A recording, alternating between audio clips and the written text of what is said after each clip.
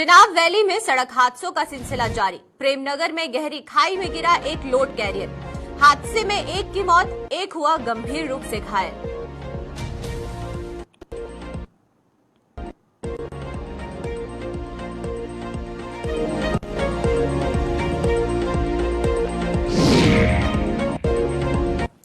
करोल कृष्ण से छन लालदीन तक सड़क का काम शुरू।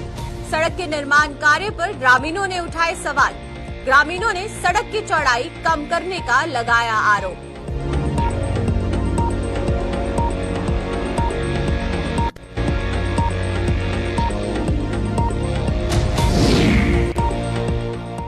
ब्लैक टॉपिंग के कार्य पर स्थानीय लोगों ने उठाए सवाल। डालने के बाद कुछ ही समय में उखड़ गई ब्लैक टॉपिंग। बड़ताल पुल पर साल में 3 बार की गई ब्लैक टॉपिंग।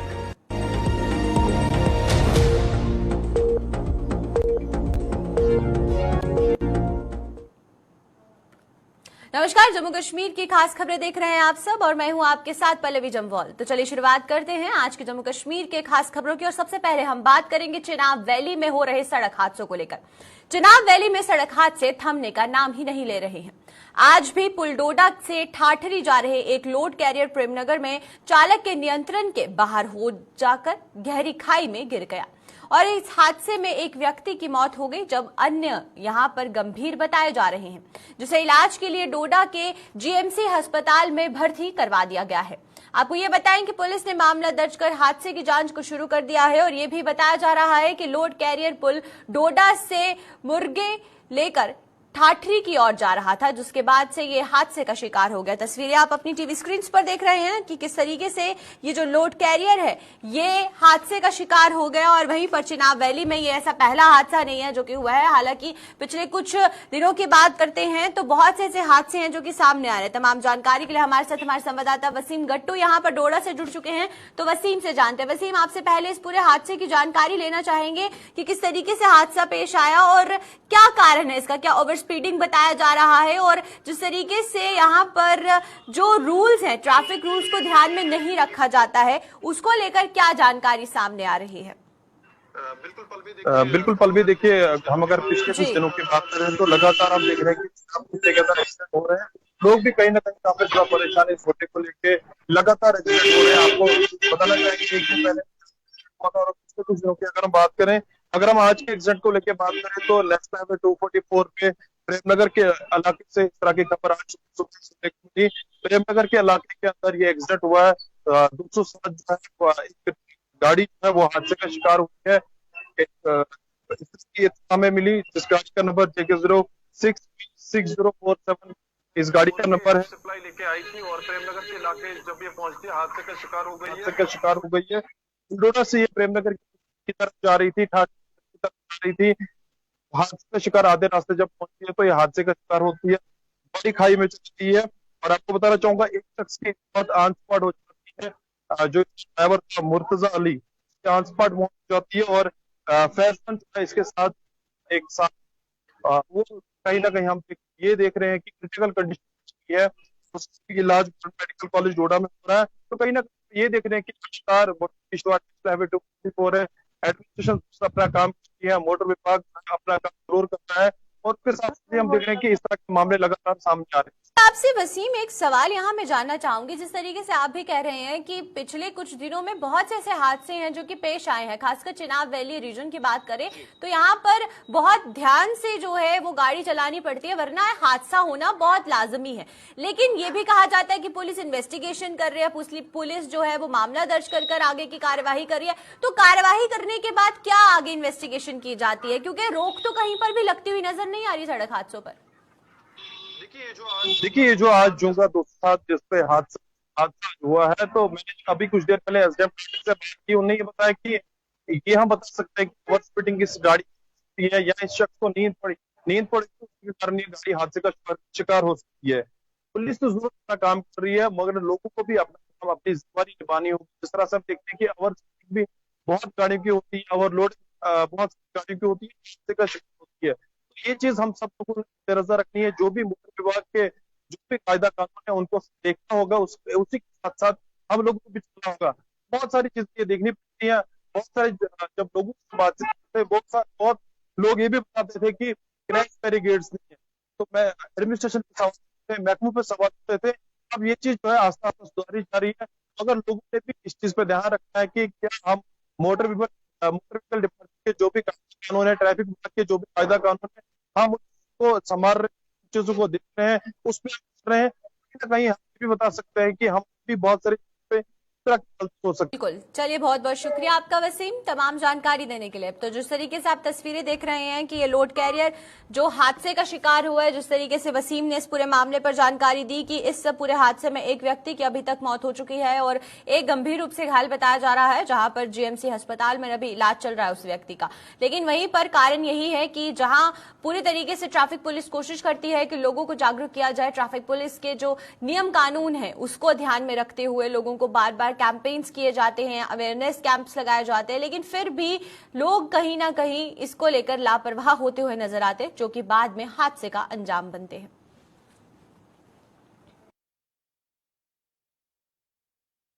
तो चलिए अब डोडा के बाद कठुआ की तरफ रुख करेंगे।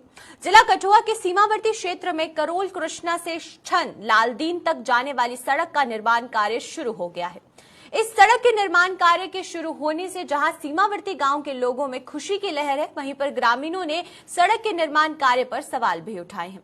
लोगों ने इस सड़क की चौड़ाई कम करने का आरोप लगाया है। वहीं पर स्थानीय जन प्रतिनिधियों को भी इस मामले में चुप्पी को लेकर भी ग्रामीणों ने कई सवाल उठाए हैं। और जिस तरीके से अब ये कार्य यहाँ चलाया जा रहा है, जहां कुछ ग्रामीण जो हैं वो इस सड़क कार्य से खुश नजर आ रहे हैं, वहीं कुछ ग्रामीणों ने इस पर सवाल उठाए हैं। उनका ये कहना है कि जो इसको लेकर चौड़ीकरण का काम किया जा रहा था, वो अब उसकी को चौड़ीकरण को कम कर दिया गया है। यानी कि जिस तरीके से आप सड़क की चौड़ाई देख रहे हैं उसको कम करने की आरोप यहां पर ग्रामीणों द्वारा बार बार लगाया जा रहा है। तमाम जानकारी के लिए हमारे साथ यहां रंजीव मेहता जुड़ चुके हैं फोन लाइन पर, उनसे जानेंगे। रंजीव, पहले आपसे ये सवाल जानेंगे कि जिस तरीके ये सड़क का काम चल रहा है, इससे कितने ऐसे गांव हैं जिनको फायदा मिलेगा, कितने लोग हैं जिनको इस सड़क के कार्य से फायदा मिलेगा? बताओ कि ये जो सीमा इलाका है जयनगर सब का, जी, वहाँ से ये जो रोड निकल है, जो रोड कृष्णा गाँव से लेकर लालदीन तक तो 13.5 किलोमीटर का रोड है। 4 दशकों बाद इस रोड का निर्माण कार्य शुरू हुआ है। अभी ये रोड जो है जो प्रधानमंत्री ग्रामीण सड़क योजना के तहत बनाया जा रहा है। पहले ये सड़क जो था लोक निर्माण विभाग के पास थी और उनकी तरफ से जो इस रोड को मेंटेन किया जाता था, लेकिन पिछले कई सालों से फंड जारी नहीं होने से रोड की काफी खस्ता हालत थी। इस इलाके के लोगों को बड़ी दुश्वारियों से आना पड़ता था। वाहन जो थे, यात्री वाहन इस रोड पर चलना बिल्कुल बंद हो चुके थे। तो उसके बाद अभी ये पीएम भाई ने जब इस सड़क को टेक ऑफ किया, तो ये जो रोड है, जो रेवेन्यू रिकॉर्ड के मुताबिक जो स्थानीय लोगों ने हमें बताया कि ये 60 फीट तक चौड़ा जो रोड था, लेकिन जो पीएमजीएसवाई को दिया गया वो 30 फुट दिया, तो जिसके कारण इसकी जो चौड़ाई है वो सिकुड़कर 30 फुट रह गई है और 5 मीटर तक इसकी जो ब्लैक टॉप एरिया होगा उसके बाहर का एरिया जो है वो बिल्कुल भी लोगों के लिए बचेगा, जिसके कारण लोगों को काफी दुश्वारियां, लोगों के रोष है इस मानने की इतने सालों बाद अगर कोई सड़क तो उनके इलाके में बन रही है।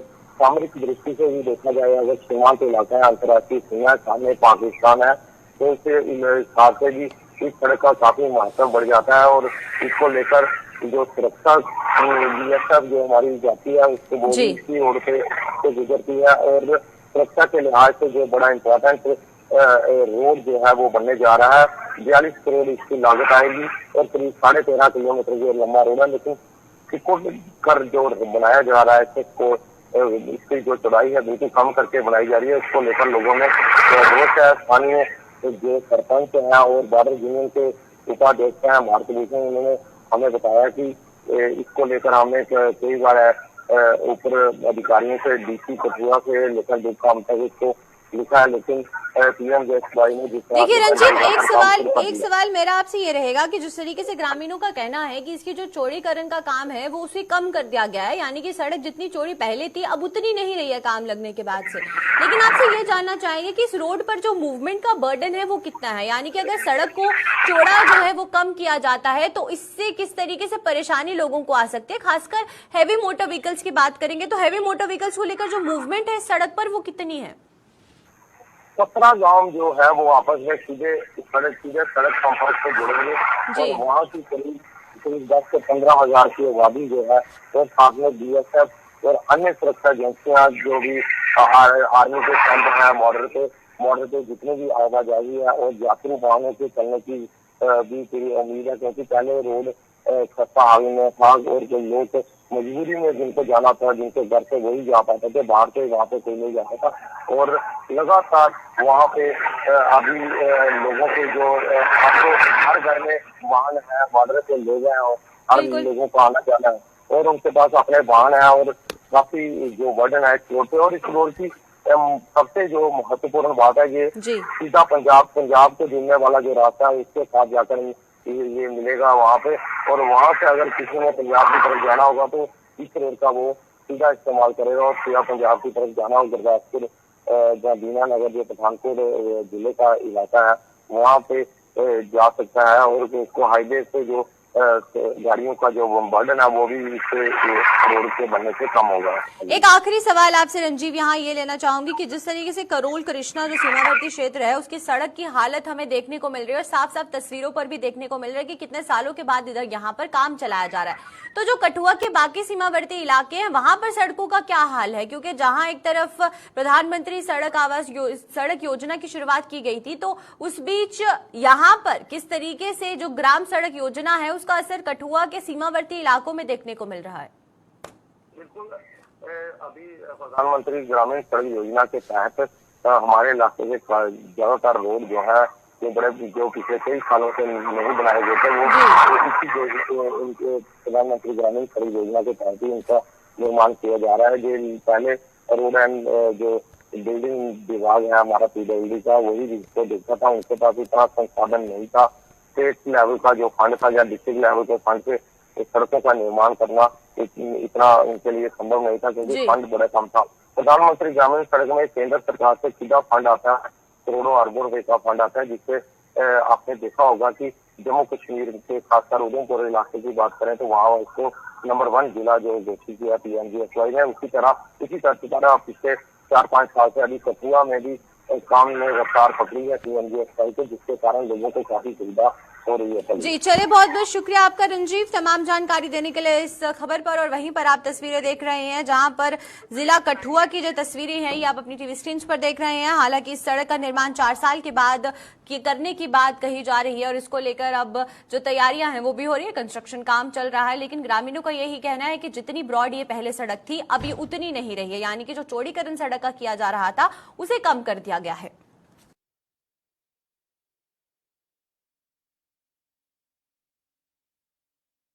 तो चलिए अब पुंछ की तरफ चलते हैं। पुंछ जिले में बताड़ पुल की खस्ता हालत को लेकर लोगों में नाराजगी नजर आ रही है। दरअसल यहां पर लोगों ने ब्लैक टॉपिंग की मांग की थी। ब्लैक टॉपिंग तो की गई लेकिन कुछ ही समय में वह उखड़ भी गई, जिससे कि स्थानीय लोगों ने कार्य पर सवाल भी उठाए हैं और तस्वीरें भी साफ बताती हुई नजर आ रही हैं कि ब्लैक टॉपिंग का काम तो किया गया लेकिन जो क्वालिटी रखी गई थी ब्लैक टॉपिंग पे वो किस तरीके की रखी गई थी ये साफ नजर आ रहा है। और लोगों का भी यही कहना है कि ब्लैक टॉपिंग का काम तो किया गया है यहाँ पर, इसको लेकर कोई शक नहीं है, लेकिन जो क्वालिटी यहाँ यूज की गई है, जो जिस तरीके से ये ब्लैक टॉपिंग की गई है उससे ये बार बार ब्लैक टॉपिंग एक ही पुल पर करवानी पड़ती है और इसको लेकर लोगों में नाराजगी भी है। लोगों का ये कहना है कि पुल का निर्माण कार्य किया जाता है लेकिन उसकी मेंटेनेंस को लेकर जो अनदेखी है वो बाद में की जाती है। और वहीं पर तमाम जानकारी के लिए हमारे साथ सनी यहाँ पर जुड़ चुके हैं, उनसे जानेंगे कि किस तरीके से जो पूरी जानकारी है वो सामने आ रही है। तो आपसे सनी ये जानना चाहेंगे कि जिस तरीके से अगर बात करें हम इस पुल की, तो इस पुल को लेकर ब्लैक टॉपिंग का जो मांग थी वो की जा रही थी बार बार लोगों द्वारा। उनका कहना था कि ब्लैक टॉपिंग का काम किया जाए, लेकिन ब्लैक टॉपिंग की जो हालत है वो हम टीवी स्क्रीन पर हम और हमारे दर्शक साफ देख रहे हैं कि किस तरीके से ये पूरी ब्लैक टॉपिंग उखड़ गई है। तो जिस कॉन्ट्रैक्टर को ये पूरा कॉन्ट्रैक्ट दिया गया था उसकी अकाउंटेबिलिटी कहां पर है, ये बहुत बड़ा सवाल है। तो क्या उसको लेकर अभी तक कोई कदम उठाए गए? जी पल्लवी, पहले तो मैं आपको ये बता दूं कि पिछले 30 सालों से ये लोग मांग कर रहे हैं कि जो बताड़ इससे ब्लैक टॉपिंग जाए। कल हमने देखा था इस पे ब्लैक टॉपिंग की गई, किस तरह की ब्लैक टॉपिंग की थी, जिस तरह की ब्लैक टॉपिंग की गई है। कुछ खड्डे की तरफ से वहाँ भेज कर जो है वो बनाए गए हैं। उस तरह से ब्लैक टॉपिंग नहीं हुई है जिस तरह से ये लोग मास्क पहनते हैं। ये जो ब्रिज है नाले पर बना हुआ है, बहुत पंचायतों को जो है वो जोड़ता है। उसके अलावा डिफेंस के लिए इसको यूज किया जाता है। एक बड़ा पुल है, आधा किलोमीटर का, ये जम्मू कश्मीर के अंदर पहला पुल है जो आधा किलोमीटर का पुल है। और इस पुल को लेकर बार बार ये लोग जो है वो मांग करके आए हैं कि इस पुल को जो है सही तरह से जो है इसमें ब्लैक टॉपिंग की जाए ताकि लोगों को किसी तरह की दिक्कत ना आए। जब भी बारिश होती है तो इस ब्रिज पर जो है पानी जो है वो इकट्ठा हो जाता है, आने जाने वाले लोगों को दिक्कत आती है और बड़े बड़े खड्डे जो है वो बने हुए हैं। तो गाड़ियों के खड्डों की वजह से हमने हादसे भी होते हैं इस ब्रिज पर देखे हैं। लोगों के ये मांग है प्रशासन के आगे वो कर रहा है तो वो भी सही जगह पे लगे। जिस तरह से दूसरी रात वहां पर ब्लैक टॉपिंग की गई है और हाथों से ब्लैक टॉपिंग को लोग उठाते हुए नजर आए। लोगों के द्वारा कहा जा रहा था कि अगर प्रशासन इस तरफ ध्यान नहीं दे रहा, जब 370 हटाई गई तो हमें लगा था कि भाजपा सरकार जो है रोड और जो ब्रिज है वो हमारे करेगी, हमें किसी ना अच्छी सुविधा जो है वो मिलेगी, पर ऐसा कुछ भी देखने को नहीं मिला। चोर बाजारी जो है वो बढ़ती जा रही है जिस तरह से ब्लैक टॉपिंग की गई है और अब से ब्लैक टॉपिंग को जो है वो बढ़ा जा रहा है। लेकिन वहीं पर सवाल मेरा यहाँ पर सनी आपसे यही है कि जिस ठेकेदार को ये पूरा कॉन्ट्रैक्ट दिया गया था उसको लेकर किस तरीके से कदम उठाए जा रहे हैं? क्या उस पे सवाल उठाया जा रहा है कि ब्लैक टॉपिंग का काम किया गया और अब जिस तरीके से आप बता रहे हैं कि लोग हाथों से ये ब्लैक टॉपिंग उखाड़ते हुए नजर आ रहे हैं, तो ये जो क्वालिटी दी गई है काम की, क्योंकि जब टेंडर निकलते हैं और अमाउंट भी पे किया जाता है उसके बाद भी अगर इस तरीके का काम होगा तो सरकार को थोड़ी बहुत फीडबैक रखना बहुत जरूरी है। जी बिल्कुल पल्लवी, वहाँ पर जो लोग थे उन्होंने जरूर प्रशासन पर सवाल उठाए हैं और जिस ठेकेदार के द्वारा ये ब्लैक टॉपिंग की गई है उस पर सवाल उठाए गए हैं। मैंने वहां पर खड़े होकर ठेकेदार से भी बात करना चाहिए, पर ठेकेदार जो है जैसा ही फोन कर मेरे से मैं उनको बता रहा था कि मैं एक न्यूज चैनल से हूँ, लोग यहाँ इकट्ठे हुए हैं और ये जानकारी चाहते हैं हम, तो वो फोन काट देता था। उसके बाद कुछ प्रशासन के लोगों से मेरी बात हुई है, उनका कहना था कि ये जो काम हुआ है इसकी टेंडरिंग जो है वो 1 साल में हुई थी, पर अभी तक उसका हमें बिल नहीं दिया है, क्योंकि अगर इस तरह के बार बार जो ब्लैक टॉपिंग है वो उभर जाती है तो उसी जो एक बार जो टेंडरिंग होती है उसी में उस ठेकेदार को जो है वो करनी होती है, 3 साल तक वही करना होता है। पर इस तरह के प्रशासन की तरफ से जो है वो दावे किए गए हैं, पर लोग इससे संतुष्ट नहीं थे। लोगों का कहना था कि जिस तरह से बार बार इस तरह की ब्लैक टॉपिंग की जाती है, हमारे टैक्स का पैसा जो है इस तरह से बर्बाद किया जाता है, ये अनदेखा जो है फौज की एडमिनिस्ट्रेशन को करना होगा और इस तरफ खास ध्यान देना होगा। जिस तरह से डिफेंस के लिए ज्यादातर ये पुल जो है वो यूज किया जाता है, इसे पूरी तरह से तैयार करना होगा। और जिस तरह से ये मांग की गई है और इन लोगों का ये भी कहना था कि अगर इस तरफ ध्यान नहीं दिया जाता तो आने वाले दिनों में हम इस पुल को बंद कर एक धरना प्रदर्शन जो है वो करेंगे। चलिए, बहुत बहुत शुक्रिया आपका सनी, तमाम जानकारी देने के लिए इस पूरी खबर पर। तो ये थे हमारे साथ सनी। और वहीं पर पुंछ में ये जो पुल है जिसको कि बार बार इस पे ब्लैक टॉपिंग की जाती है और कॉन्ट्रैक्ट के तहत एक ही कॉन्ट्रैक्टर को ये टेंडर दिया जाता है, लेकिन वो टेंडर पर किस तरीके से काम होता है ये साफ आप तस्वीरों में देख सकते हैं।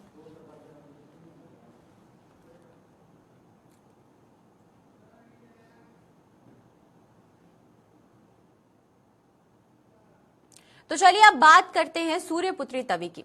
सूर्यपुत्री तवी को स्वच्छ बनाने के लिए जम्मू नगर निगम ने जम्मू यूनिवर्सिटी के छात्रों के साथ मिलकर अभियान शुरू किया है। इस अभियान के तहत आज जम्मू के मेयर राजेंद्र शर्मा की अगुवाई में यूनिवर्सिटी के छात्रों ने तवी पुल पर एकत्रित होकर सूर्यपुत्री तवी को साफ और स्वच्छ रखने को लेकर लोगों को जागरूक किया। और इस दौरान मेयर ने लोगों से सूर्यपुत्री के अस्तित्व को बचाने का आह्वान किया और इस बार मां की पवित्र साख को तवी में ना प्रवाहित करते हुए करने की अपील की है। उन्होंने लोगों से नहर या फिर चुनाव दरिया में मां की पवित्र साख को प्रवाहित करने की सलाह दी है और उन्होंने कहा है कि तवी नदी का अस्तित्व तभी कायम रह सकता है जब हम इसे स्वच्छ रखेंगे। आस्था का प्रतीक है, उसमें हमारे पास 3 विकल्प रहते हैं। जहां हम जल में विसर्जन करें, जहां इसका भू में यानी कि धरती में इसको गाड़ दें और जहां इसको जला दें। तो नहर में विसर्जन करने के लिए हमारे पास ऑप्शन है। तो वो भी बहता हुआ जल है। और ये जो है ये इंटरनेशनल इशू बन गया है, पॉलीथीन और साथ में विसर्जन की सामग्री। तो हमें अपना विवेक का इस्तेमाल करते हुए सूर्यपुत्री नदी का जल स्वच्छ रखना है। और साथ में जब यहाँ लेक बनेगी, आपने देखा जहाँ बहुत बड़े बड़े गड्ढे आ गए हैं, तो गड्ढों में जब ये चीजें चले जाएंगी तो लेक का पानी हमारा स्वच्छ नहीं रहेगा। उसके लिए हमें आज ही जागरूक होना पड़ेगा। तो नहर का हमारे पास विकल्प है और चिनाब दरिया का हमारे पास विकल्प है। तो सूर्यपुत्री को हमें पवित्र रखना चाहिए। और उसके लिए ये सभी लोग सुबह से धूप में यहाँ खड़े हैं और ये पूरी जनता को निवेदन कर रहे हैं कि जो शाह का विसर्जन है वो आप नहर में कीजिए और सूर्यपुत्री को पवित्र रखिए। This event is organized in order to spread the awareness among the native citizens and all citizens of Jammu, especially Jammu, to save our natural resources such as Tabi Jammu. And it is the utmost responsibility of native peoples and all the responsible citizens of Jammu to save Tabi. And we are telling the people to not put polythene bags and any kind of material that create environmental destruction into the Tabi. And we are experience the different behaviors of people, different nature of the people, and people are also supporting us. पर यही aware कर रहे हैं लोगों को कि इस बार जो है हमारा ये इनिशिएटिव है कि तवी में जो है वो साग नहीं परवाई जाए। इसकी जगह पर हम चिनाब या नहर में जाकर जो है वो साग परवा सकते हैं, क्योंकि हमारा यहाँ पर जैसा कि आप देख सकते हैं कुछ काम चल रहा है, जिसकी वजह से अगर लोग इसमें गंद वगैरह डालेंगे तो थोड़ी प्रॉब्लम जनरेट हो सकती है। This is an initiative by the Jammu municipal corporation in collaboration with the university of Jammu. We are the students of NSS and we are trying to aware people about this. So this is our clear message to please not throw polythenes and any kind of garbage in Tavi river. Thank you so much. Sir हमारा बस एक छोटा सा message है कि तवी में जो है वो साग विसर्जन ना करो। उससे क्या है, तवी में तो पोल्यूशन बढ़ ही रहा है और क्या होता है ये ना ब्लॉकेज कर देता है, जो साग होती है ब्लॉकेज कर देता है, जिसकी वजह से लोगों के घरों में पानी भी नहीं जा पाता है। तो इसलिए हमारा सिर्फ अभी ये मैसेज है कि आप कैनाल रोड पे जो नदी है वहाँ पे या फिर चनाब में जाके विसर्जन करो, जिसकी वजह से एटलीस्ट लोगों को पानी के लिए प्रॉब्लम ना हो। जिला डोडा के भला जोन के गवर्नमेंट अपर प्राइमरी स्कूल नियोटा में आए हुए नियुक्ति मामले ने तूल पकड़ना शुरू कर दिया है। ग्रामीणों का आरोप है कि विभाग स्कूल की इमारत के लिए जमीन देने वाली के बजाय दूसरे गांव की महिला को नियुक्त करने की योजना बना रहा है, लेकिन वे विभाग की इस योजना को सफल नहीं होने देंगे। ग्रामीणों ने विभाग से गांव की इस लड़की को नियुक्त कर इसके द्वारा दी जाने वाली जमीन पर स्कूल की नई इमारत का निर्माण करने की मांग की है, ताकि बच्चों को बैठने के लिए उचित स्थान मिल सके। वहीं पर zonal educational officer Bhalla Javed Hussain ने ग्रामीणों के इन आरोपों को बेबुनियाद बताया है। उन्होंने कहा है कि इस पद के लिए 4 आवेदन प्राप्त हुए थे और इसमें से एक महिला ने भी नियोटा के होने का दावा किया था, और जिससे कि अब जांच चल रही है। उन्होंने कहा कि जैसे ही चीफ एजुकेशन ऑफिसर डोडा इस मामले में निर्देश जारी करेंगे, नियुक्ति के आदेश जारी किए जाएंगे। तो हम यही चाहते हैं कि जो ये बेचारे गरीब है, ये लड़की जो है गरीब है, ये सोनी देवी है इधर से, तो यही स्कूल में लगे। बाकी जो बाहर का इधर पंगा डालेगा, हम उसका पंगा इधर एडजस्ट नहीं होने देंगे। हमारी यही रिक्वेस्ट है कि हमारे यही है कि हमारी ये सोनी देवी जो लड़की है ये लगे इस स्कूल में। यहाँ जो आया की पोस्ट है न्योटा में अनाउंस हुई है, तो इसको हमने फार्म 15 फरवरी को हम लास्ट डेट थी फार्म लेने की, तो यहाँ से हमें 4 फार्म आए हुए हैं। सोनी देवी है, फिर और उसके साथ हैं 3, और इनमें न्योटा की रेजिडेंस जो है सोनी देवी को मुकम्मल तौर पर है, और बाकी जो दूसरे नंबर पर हमारे पास है ये जो विडो है, इसकी रेजिडेंस सेरी की मुझे मिली है एज पर फार्म जो इन्होंने इंटर किए हैं यहाँ पर। लेकिन बाद में इन्होंने कहीं किसी तरीके से वो डोमिसाइल में हेरा फेरी करके उसे वो चेंज करा के वो न्योटा सेरी न्योटा लिखाया है, और मुझे वो उसी के आड़ में यहाँ पर ऑब्जेक्शन उन्होंने मेरे इस पैनल पर डाल दी है कि हाँ जी ये हम भी इस नोटा के ही रिहायशी है, तो लिहाजा जिसकी वजह से मैंने ये इसको सीओ साहब से गाइडलाइन लेने के लिए मैंने ये रोका हुआ है इस अपॉइंटमेंट को। तो जब ही मुझे सीओ साहब से सही गाइडलाइन मिलेगी तो ये जो ऑर्डर इशू किए जाएंगे इस आया के। तो चलिए अब तक की जम्मू कश्मीर की खास खबरों में फिलहाल इतना ही। मुझे दीजिए इजाजत। नमस्कार।